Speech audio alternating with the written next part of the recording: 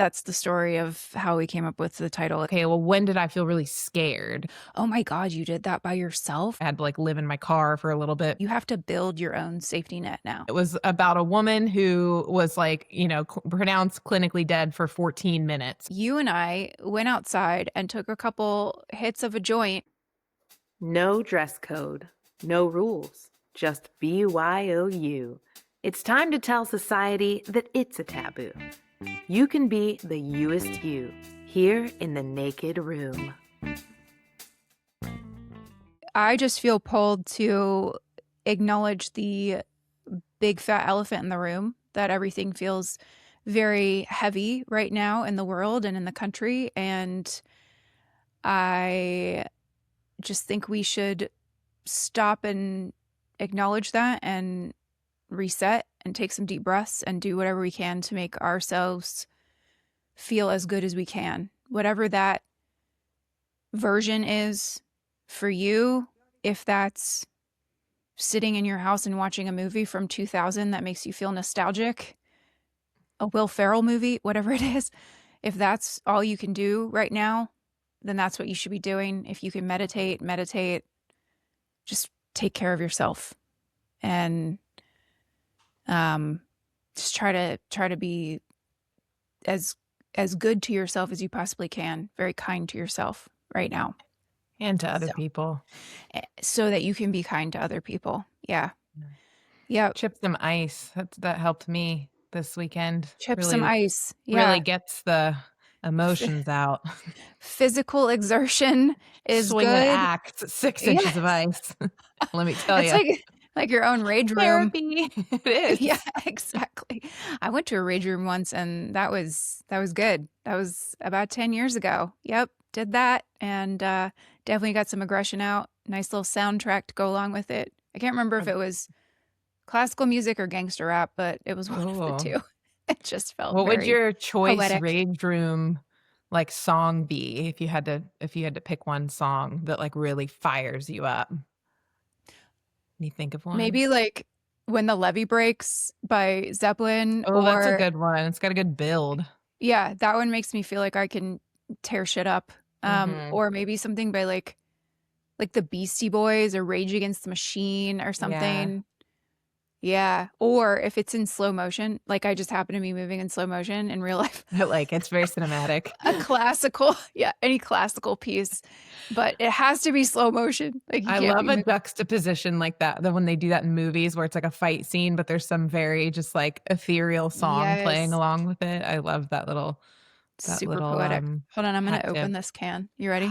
Yeah. Oh, that's good. That's nice. Sorry, I already opened mine, so just... That's okay. You have to just imagine it. That's what you get when you crack a Freebird. Not beer, it's water. Southern spring water, y'all. We love it. I think it's not only are they a sponsor, but I feel like it's worth saying that they are... excuse me, sponsoring you through Dry January. Yes. Yes. And I have officially made it the entire month. Doesn't mean that I haven't been partaking in gummies. I'm in California. Gummies aren't wet. And go to the weed store. That's true. They're dry. If they're mushrooms aren't wet. Gummies aren't wet. Yeah. If your gummies are wet, then you probably need to check in on them. So, yeah, it's not great. But yeah, it was so nice to get this delivery, and yeah, they gave us a pretty sweet discount code too, which we'll drop in the show notes. Yeah. I think it's Naked Room 10, but just check the show notes to make sure. Double check. Yeah. Well, in typical fashion, let's pull a question. Do you want to go? Because I feel like the last few times I pulled them first. I got the jar right here. You got it right there. Yeah, you were in a different location last time too. That was why you're like, I don't have it's all the way downstairs. I was at my kitchen table because we were doing it live, which was nice. That was I like that we keep changing. Like I'm changing elements every single time. Like right now, I've got the blind. I'm like way brighter right now. You are, yeah. I got a light on me, and I decided not to shut the I was going to say the noise canceling blinds. No. You're onto something there. Yeah. Noise canceling blinds. The the blackout shades. I did not close them. So I like the 'cause one tassel hanging down beside you. It looks like yeah, you could like pull it and like, I don't know, it'll deliver. transport yourself somewhere. You're like, Oh, that just would be gotta go. lovely. All Yes. right. Okay. Yay, question. With my stubby little shoveling nails. I think I broke every single nail over the last few days. It was worth the sacrifice. Ooh. Oh, funny. Okay, I wrote this one and it's interesting the way that I framed it, which I guess is good. Hold on, there's a dog hair on my microphone. Get off of there. What is the bravest thing you think I've ever done? Wow. The bravest thing you've ever done. Well, let's take inventory here. You have moved across the country multiple times. You went and got a puppy in Florida in the pandemic. That's very brave. Um, you did skydiving. That feels Love that. traditionally pretty damn brave. But I think you've like emotionally speaking, you've faced a lot of fears and you have like that's a great example. Like your whole life has been just one brave thing after another. Like even picking up and moving to Virginia. I think this is an interest. I love that you brought this up because I feel like we as people who have moved like done these big moves and done these things that we take for granted as being brave or risky are something that a lot of other people would never do. And Yeah. I discount my moving all the way across the country without really knowing very many people sometimes as being just like a thing that you do. But a lot of people don't take that risk. So Yeah. I'm like, it's hard for me to narrow down what's the bravest thing you think you've done? I'm like, I bet you there's a bunch of stuff that I'm turning it on you. I feel like there's a bunch of stuff that I just don't even know Well, it's that you've funny because done. like when you talk about things being like something being categorized as bravery, when I'm doing it, I don't think like, oh, I'm being so brave. I think I'm being really risky. like, Yeah. but at the same time, I always tell people like when they ask me about, those types of things. I guess the only thing that wasn't calculated was like skydiving. It's just like I don't really have any control. That just is what it is. And I just felt like it was worth the risk. Yeah. But with moves and stuff, like I don't know, like moving to Nantucket and not really knowing anybody there and like leaving, like sometimes on paper, I feel like contrary to what we're taught to do in life, which is to create safety and to create stability for ourselves, I even though those things are really important to me and you know that about me, like when I don't feel like I have like but safety and stability mean something different to me. I Mm, think like just having like a home surrounded by things that are like peaceful, like that is stability and security to me. It doesn't need to be like I've lived in 200 square foot little tiny houses and been just as happy as being in, a 6-bedroom house in whatever Beverly Hills. Like it's like I think what we're traditionally taught is risky to me has just been the thing that got me, I don't know, like facing those things, I guess, and like proving to yourself that they're actually not that um important, or yeah. at least to me, like that's been like a consistent theme. And yeah, I don't know if there's like one thing.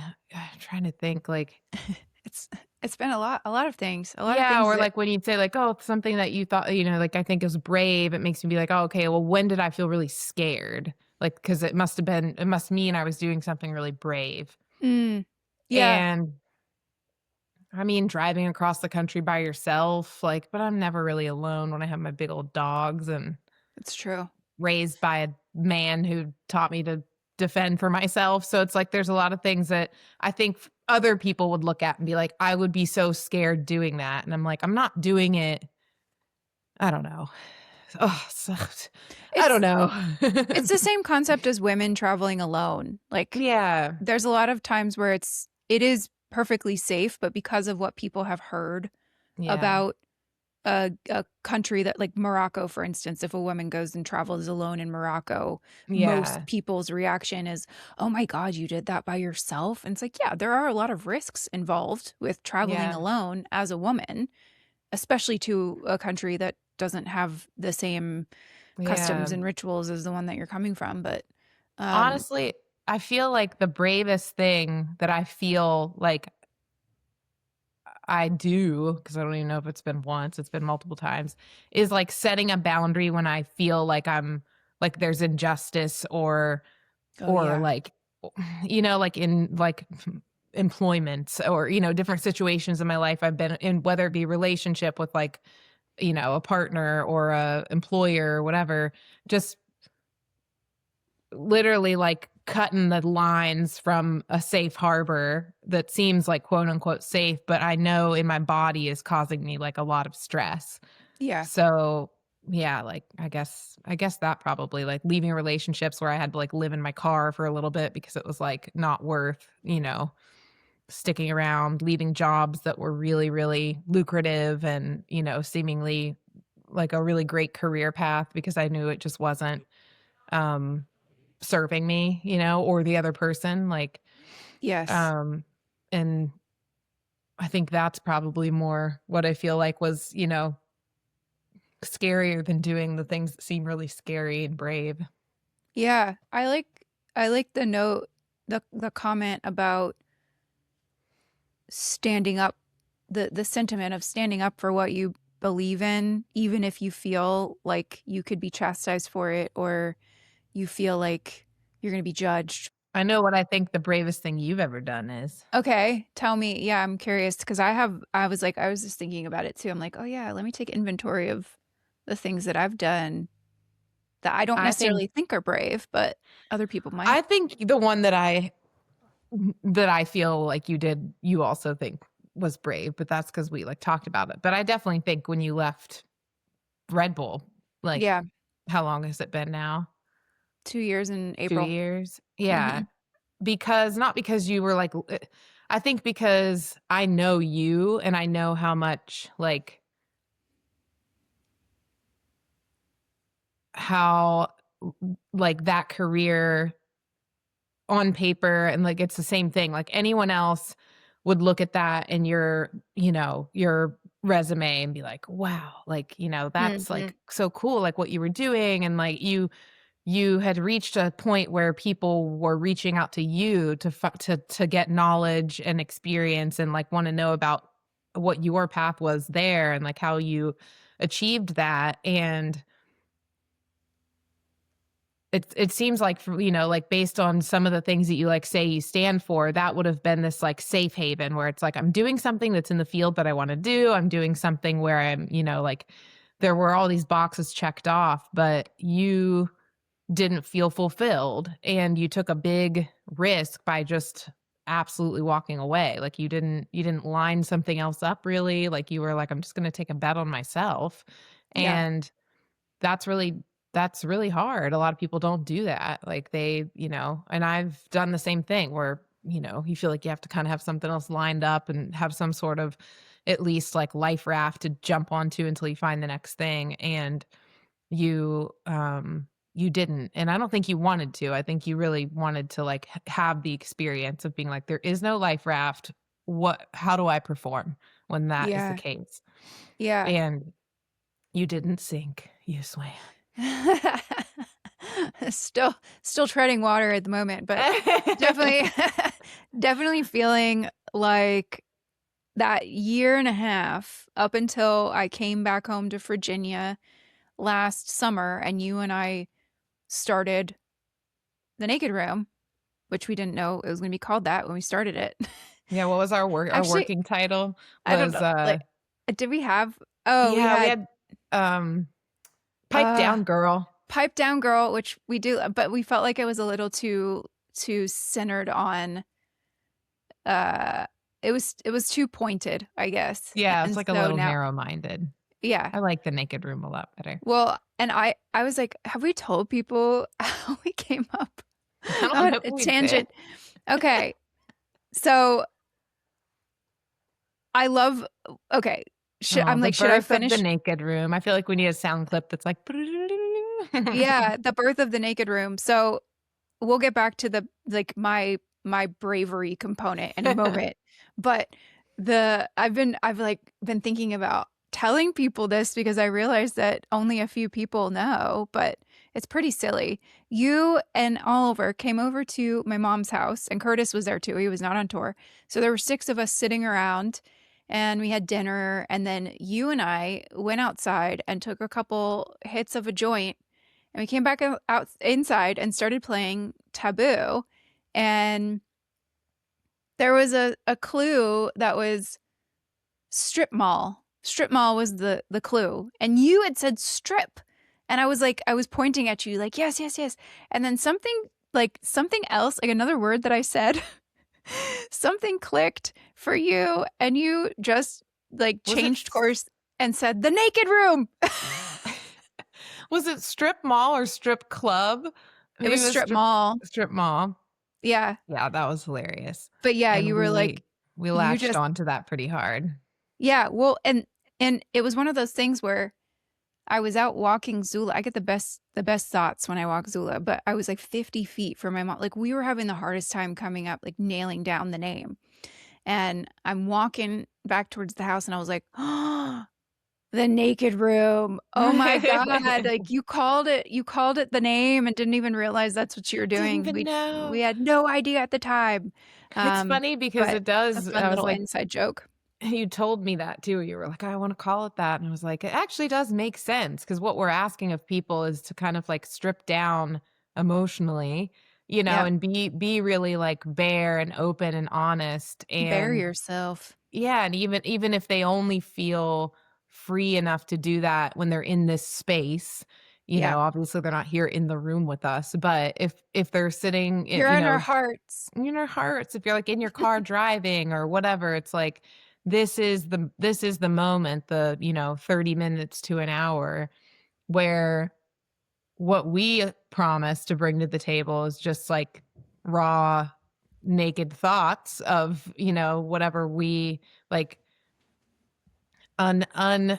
taboo, breaking stigma, whatever it is. But it's funny because the name has definitely also created, like, this weekend we had house guests, and it's like I forget, we don't, it's not like we say the name a lot, like we record and everything. and Yeah. and maybe when we first launched, I was telling people, oh, we have this podcast, it's called The Naked Room, and then having to kind of explain that.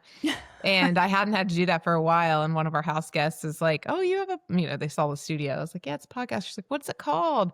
And I tell her, and just kind of like waiting, like everyone just kind of waits for you to like explain more. Like, Yeah. what is Yeah. it about? Like, what are you doing in that naked room? Yeah. It's pretty funny. So Yeah. But I mean, it's funny because there are a lot of people who react and who are like, oh my God, I love it. And then other mhm. people who are a little curious. And then you explain it to them and they're like, oh, okay, I get it. Like they come around to it after you Yeah. explain that it's like a double meaning. But yeah, that's the story of how we came up with the title. It's an inside joke, and now you're part of it. So Now you're on the inside. now you're on the inside. But you said you feel like my leaving Red Bull was the bravest thing I've done, and I agree with you. And I forget about it because it's just part of my life now, and Mhm. one of the things that I did. But I realize how many people are really fearful of doing something like that without Mhm. having something certain on the other side. But you know what? Nothing feels certain anymore. People are It's so getting laid true. off left and right. Like even the full-time job is not a certainty anymore. I mean, I've been talking to Curtis about the programming that we received as Mhm. younger millennials. it was from our baby boomer parents. So it was like, if you work hard and you do XYZ and you follow this path, then you will be guaranteed XYZ. You'll be guaranteed that Mhm. you can buy a house, you'll be guaranteed that you can buy the car, you can get married and you can have the kids and all that. And if you do that, your life will be set. There were even pension plans for a long time, and there's like 5 people who still have pension plans, but it's shifted so much, and our psyches have not adapted to the place where this is the new reality. A lot of people Yeah. have not kind of become aware, or maybe they are aware that there's a shift happening, but they're still existing in this old model. And now Mhm. there's a new model that's unfolding, and it's really uncomfortable. It's very uncomfortable to feel like there's no safety net. So you have to build your own safety net now. I feel like it's funny to hearing you talk about that and hearing how like we were programmed, and I feel kind of privileged. It's so funny like thinking about like where it came from and how like, life was in small coal mining town West Virginia. But I think my privilege was that we didn't have stability. And so I didn't grow up assuming that that was like the path, and that like, my mom was very much like work hard and be kind. Like those are the two Mhm. main things that you need to do. Those are good values. And it wasn't like work hard in one thing and just do this thing. I think that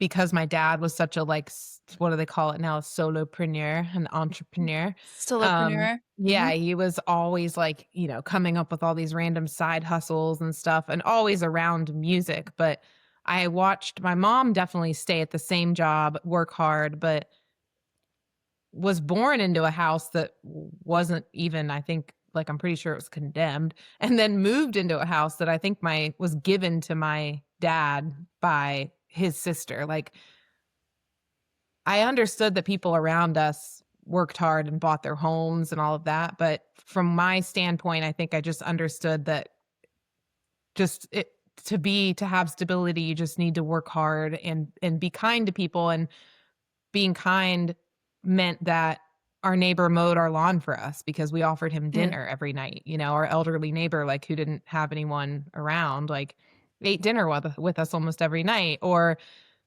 my mom grew certain vegetables in her garden and the other neighbor grew certain things in his, and we did an exchange. Like we were working hard at something and we were being kind, and those two things equated to stability.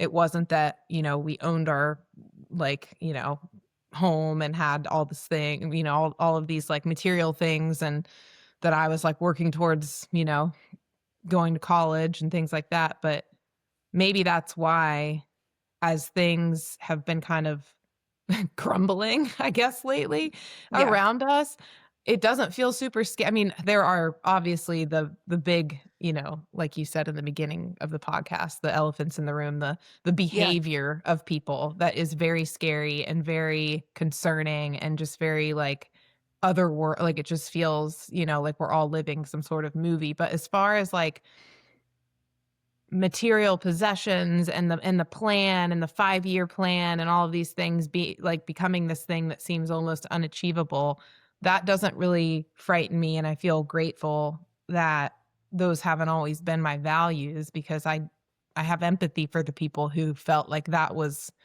if you follow this plan, then this Yeah. is how it goes and then you'll be okay, because those people right now are like, but I followed the plan and I did all the Yes. things. And why is that not equating to this? And then they're feeling really unsure. So, Placing so much value on external material things. I yeah. think that's the reevaluate, at least for me. I can only speak for myself, but a lot of people I've been talking to, that's the big reevaluation that's happening Mhm. right now, is like, okay, so the system that used to work isn't working anymore. So how do we function on the other side of that? And it's like Yeah. you were equipped early on. You were instilled with certain values that are going to help you be more resilient going through whatever the hell is happening, whatever trajectory we're on right now. Yeah. So So good on your parents for instilling those values in you. I don't even know if 'Cause they knew they were doing it, but thank goodness that they that was just kind of the way that they yeah, lived too, they you were just know? using Like, the tools they had, you know? yeah.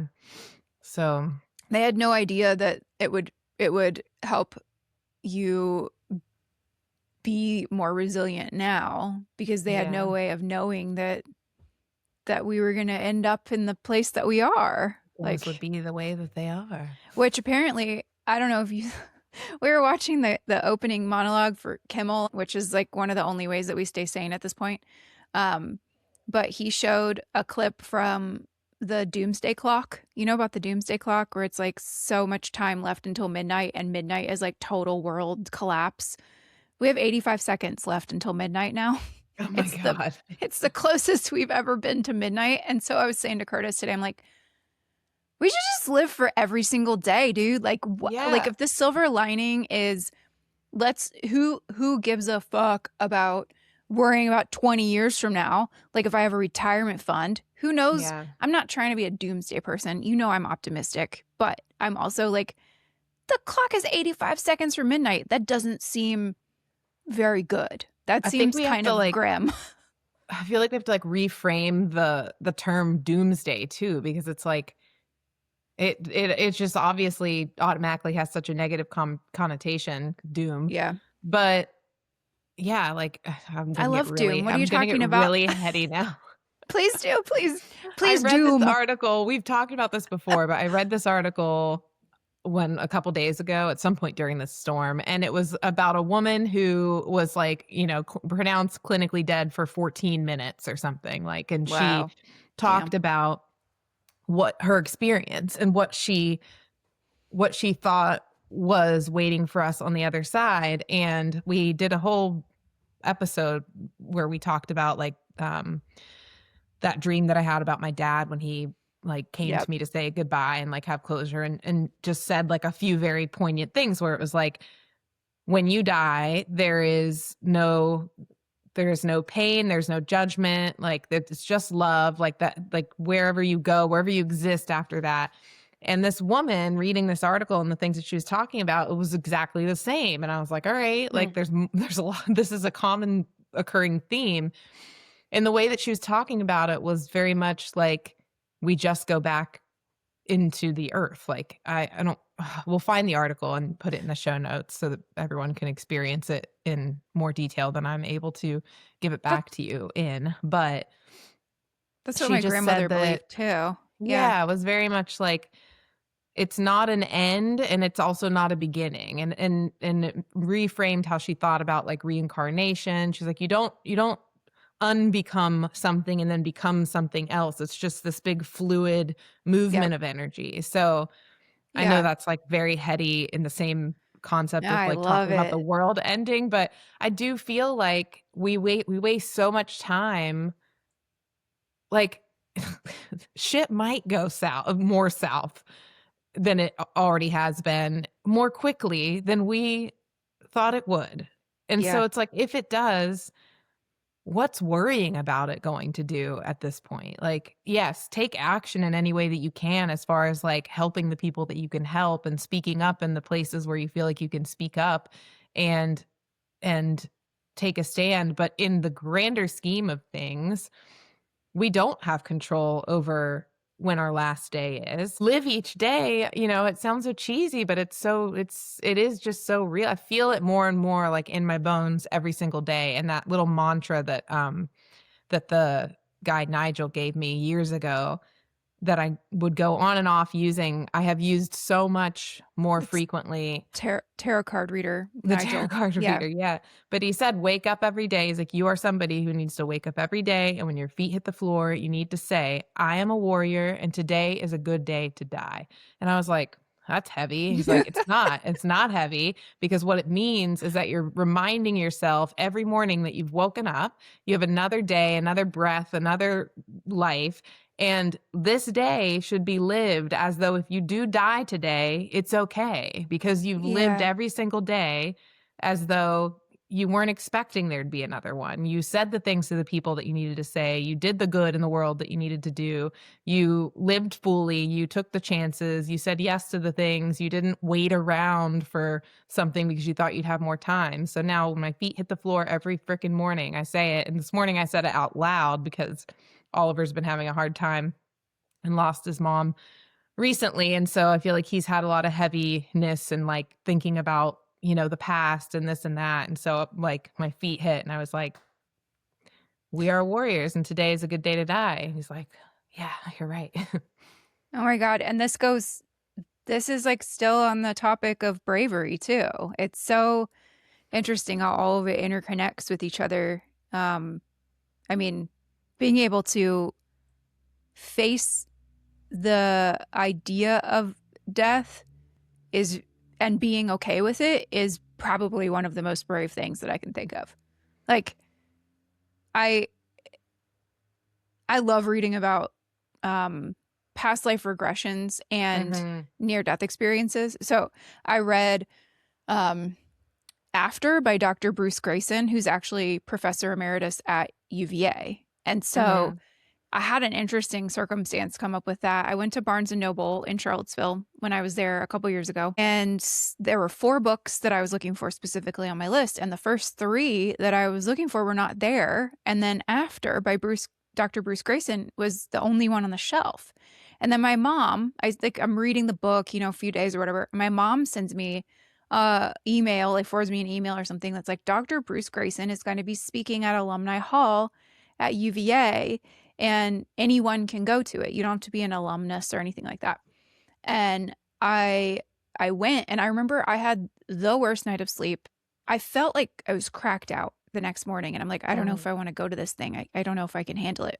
So I went on almost no sleep, and I was feeling very emotional because that's what happens when I get no sleep. And I was like almost tearing up through half of the thing because he's talking about like the reactions that are like the physiological things that happen, and like most people's near-death experiences are fantastic. In general, it's like those colors that are not even in the color spectrum on Earth, and you can't describe certain things. Like, it just sounds so magical. And I'm like, what is this drug that our brain is releasing that we're having this experience? Or is it one of those things where it's like, it's really not that scary? There's not, like, it's actually better on the other side. I mean, obviously, like, it's in our nature to protect ourselves from harm. Like, that is Yeah. innately, that's why we have instincts and reactions and reflexes and things like that. But It's the really, unknown. it's really the harm, I guess, that we're more scared of. But I don't know that the death itself is something that we are born, like, being scared of, but it's just kind of programmed in us to be like, oh, it's scary to be gone. Yeah. Yeah, because you Is don't it though? know. Yeah. I know that sounds wild, and maybe it's like once you've lost, like, obviously when you're younger, the concept of death is so much more heavy. It's just so much heavier because you yourself rely on the people around you to take care of you. So like the thought of like your mom dying, your dad dying, or these people that you rely on. But I feel like as I've gotten older, and especially since losing a parent and then having that experience of him like coming to me in that dream, I just feel like it just washed that fear away. Cause I was like, I'm just here and then they're there and I'll go there someday. Or there's sometimes I feel like they're here. And like, it feels like so fluid, and it feels like maybe it does tie back to not living the same day over and over again for 80 years, like I didn't subscribe to that. Yeah. And I imagine if I did, I probably would feel more scared because I'd be like, I haven't experienced so much. Right. But I Yeah. don't feel that way. If you're constantly worried about your 401k and like Yeah. accumulating assets and trying to, And also, like, like, the that shit could privilege be of not gone in a having second. people to take, like, we don't have children, so I talk about Yeah. that a lot with our friend Emily, where it's like, I get that as a mom, I'm Yes. sure your fear of not being there for these humans that you've created must be crippling, but, beyond that, you know? Yeah. Yeah, again, we don't know what that feels like, but I think we could do our best to empathize because I know that if I had children, if I had offspring, I would think very differently than I do about a lot of things. Yeah. I feel like we should have like a whole other my friend Zach has that podcast, When We Oh, Die yeah. Talks, and I'm like, he should come on and we should just shoot the shit about all the conversations. He's like, I think he For released episode sure. 41 or something today. He just has these people Nice. who call in from all over the world and he has conversations anonymously with people I about love what they that. think Yeah. happens when they die. And it's really interesting to hear people's take from different countries. I Mhm. love that part. Like I listened to one of his episodes where he was talking to somebody from Perth, Australia, and she also had a connection to Colombia. And the interesting thing was the difference between how death is embraced in Australia and Colombia. It's very celebrated in Mhm. Latino communities and in Latino, a lot of Latino countries, celebrated very differently than it is in a lot of other places. Like here, we're so somber and sad, a lot of us, the majority of us. But then Yeah. you like, there's the Day of the Dead on November Mhm. 1st, and that's a celebration of the people who've passed on. And I love it. I love that's the vibe. So, do you have anything else that you want to add to the death conversation? I Or should know. I I mean, pause? really, we were like, I love that this whole conversation, this whole episode started by you being like, normally we like to keep it fun and light, but I'm just going to say this one little dark thing and then we'll get on. And then we just ended up talking about death. It's so good. If you're listening, share it with someone. Then we have more people. Yeah, exactly. Share it. Like, subscribe, share. Yes. Give us a 5-star review everywhere. The Naked Room podcast is brought to you by hot coffee, cold showers, grit and determination, the power of being a woman. We'd like to thank ourselves. This is a self-run operation. We have done all of this on our own, other than with the help of our hot sound guy, my husband, Curtis Keeper, who curated all of our equipment and got us up and running.